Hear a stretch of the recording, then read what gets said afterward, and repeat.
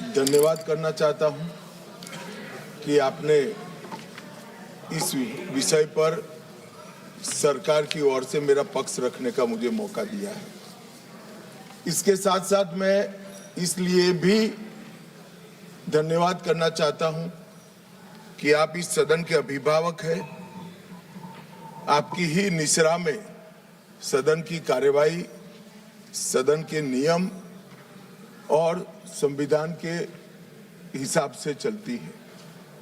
ये महत्वपूर्ण संविधान संशोधन बिल पर आपने करीब करीब 130 सदस्यों को बोलने का मौका दिया है और ऐसे जैसे अभी आपने बताया, इसमें से 56 सदस्य महिलाएं हैं। वो एक प्रकार से बहुत बड़ा रिकॉर्ड शायद बनेगा, ऐसा मुझे लगता है। संविधान संशोधन 33 का है, संविधान संशोधन 33 का, लेकिन 75% को मौका दिया है। मान्यवर, इस चर्चा को अगर बारीकी से कोई शब्दों में ही सुनेगा तो महिला आरक्षण के लिए जो संविधान संशोधन है, इसका किसी ने विरोध नहीं किया है। सबने बोलने के लिए तो बोला है कि हम महिला आरक्षण के पक्ष में है। ये संविधान संशोधन जो आया है उसका हम स्वागत करते हैं, मगर उसको बारीकी से देखें तो इंडी अलायंस के सभी सदस्यों ने अगर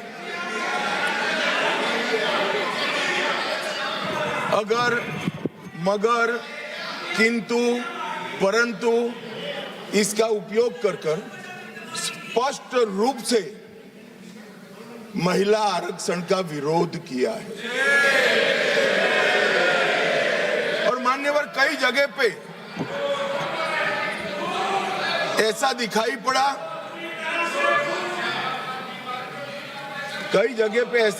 पड़ा, कि विरोध हमारे दृष्टिकोण की जगह हमारे इम्प्लीमेंटेशन के तरीके पर है। परंतु मैं इस सदन के माध्यम से देश की जनता के सामने स्पष्ट करना चाहता हूं कि ये जो विरोध है वो इम्प्लीमेंटेशन का नहीं है। ये विरोध केवल और केवल महिला आरक्षण का ही विरोध है। और मान्यवर,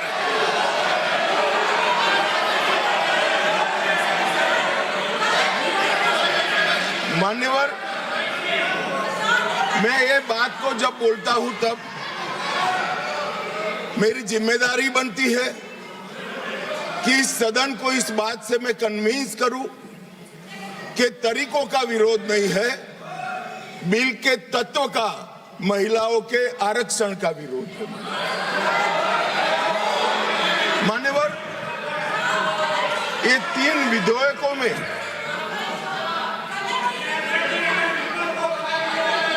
अरे धैर्य रखो भैया, धैर्य रखो, अखिलेश जी समझाओ जरा। मान्यवर, ये 3 बिलों में इसका उद्देश्य मैं स्पष्ट करना चाहता हूं। पहला उद्देश्य है सरकार का और हमारे नेता नरेंद्र मोदी जी का कि महिला सशक्तिकरण करने वाले इस संविधान सुधार को समयबद्ध तरीके से लागू कर 29 का चुनाव महिला आरक्षण के साथ कराया जाए। इसका दूसरा उद्देश्य है एक व्यक्ति एक वोट और एक मूल्य, इस सिद्धांत हमारे लोकतंत्र की नींव में जो हमारी संविधान सभा ने तय किया था, वो सिद्धांत के स्पिरिट को यहां पर लागू किया गया। मान्यवर, ये पूरे सदन में 543 सदस्य बैठते हैं। किसी की सीट में वोटर्स की संख्या 39 लाख है, किसी की 60,000 और ढेर सारी सीटें ऐसी हैं जो 70 के दशक में फ्रीज हो गए, तब से लेकर आज तक इतनी बड़ी हो गई है कि सांसद अपने मतदाता को अपना मुंह भी नहीं दिखा सकता, क्योंकि इतनी बड़ी आबादी को वो कैसे संभाल पाए। मान्यवर, जो मतदाता है उसकी अपेक्षाएं होती है, उनकी समस्याएं होती है, और समस्याओं के निराकरण के लिए वो सांसद के पास भी जाना चाहता है, मिलना भी चाहता है। क्या इस सदन में जो विरोध करते हैं उसमें से कोई मुझे समझा सकता है कि जिस सांसद के कॉन्स्टिट्यूएंसी में 39 लाख वोटर हो, वो किस प्रकार से अपनी सांसद की जिम्मेदारी का निर्वहन करेगा?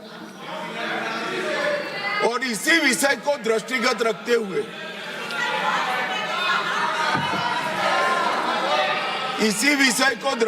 रखते हुए हमारे संविधान में समय समय पर परिसीमन का प्रावधान किया गया है, और परिसीमन के प्रावधान से ही एससी और एसटी जो जिसकी संख्या बढ़ती है उसकी सीटें भी बढ़ने का प्रावधान है। तो एक प्रकार से जो परिसीमन का विरोध कर रहे हैं वो एससी और एसटी सीटों की बढ़ोतरी का विरोध कर रहा है, वो ध्यान में रखिए। मान्यवर, संतुलित, समावेशी और व्यवहारिक लोकतांत्रिक ढांचा ये तैयार करना, इसकी जिम्मेदारी संविधान ने सरकार जो अधिकार में होती है उसको दी। तो अभी ये जिम्मेदारी नरेंद्र मोदी जी की सरकार को दी गई है। उनको पसंद नहीं है, मगर ये तो देश की जनता निर्णय करती है। वो वंश परंपरागत नहीं होता है, वो लोग चुनकर भेजते हैं। संघीय संतुलन बनाने रखना, लोकसभा में जनसंख्या के अनुरूप प्रतिनिधित्व आना और राज्यों की शक्तियों के बीच में भी संतुलन बनाना, ये परिसीमन के उद्देश्य संविधान सभा की चर्चा और हमारे संविधान में परिसीमन का जो जिक्र है उसमें कहे।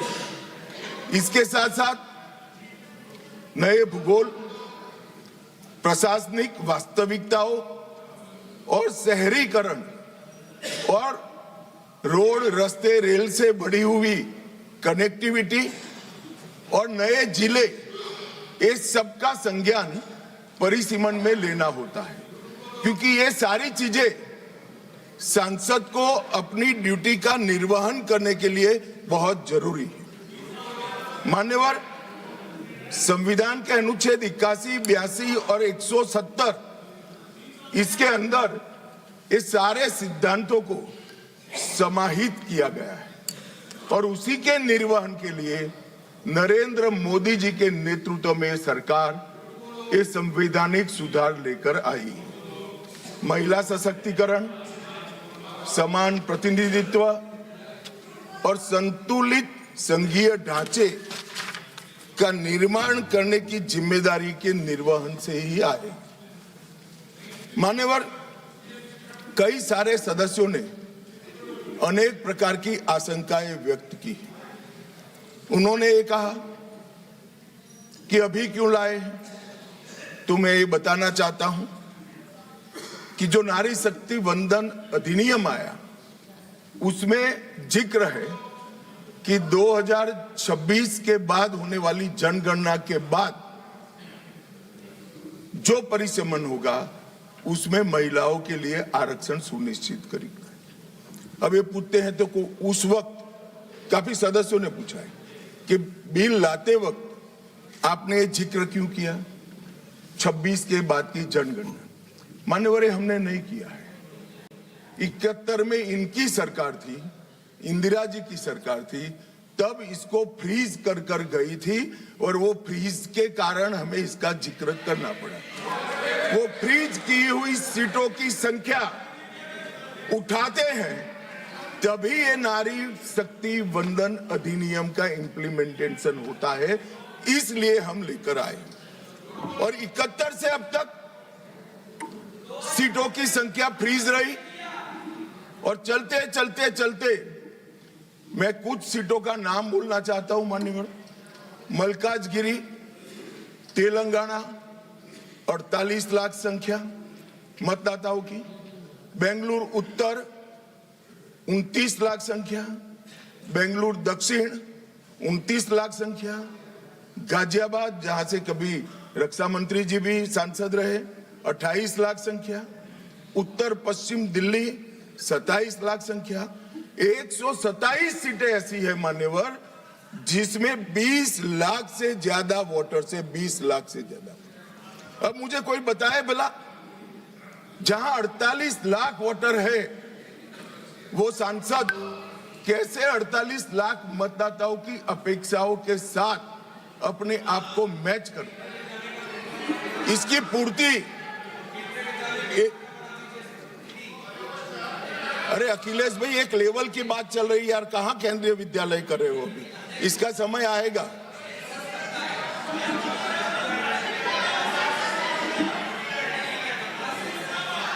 मान्यवर, इनकी बात कहने दो तो जरा स्तर मालूम पड़े। अध्यक्ष महोदय, जो आंकड़े बता रहे हैं माननीय मंत्री जी, हम केवल ये जानना चाहते हैं किस सेंसस के आधार पर ये जो आंकड़े बता रहे हैं, क्योंकि जो गाजियाबाद का आंकड़ा बताया जा रहा है वो बहुत कम बताया जा रहा है। आज की परिस्थिति में हो सकता है वो दुगना हो।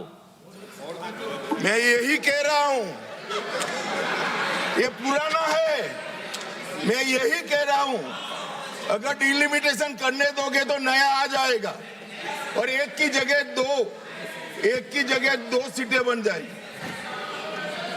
मान्यवर, उनको ये भी पता नहीं है कि वो अपने स्टैंड के पक्ष में आर्ग्यूमेंट दे रहे हैं या विपक्ष में दे रहे हैं। मान्यवर, 127 सीटें ऐसी है जहां 20 लाख से ज्यादा वोटर।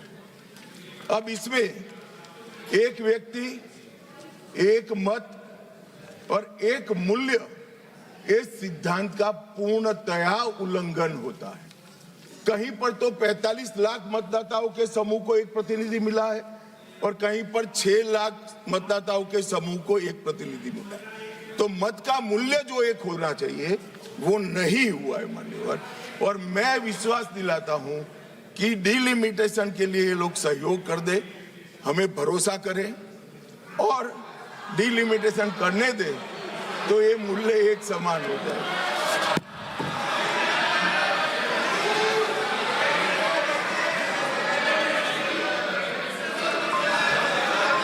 मान्यवर,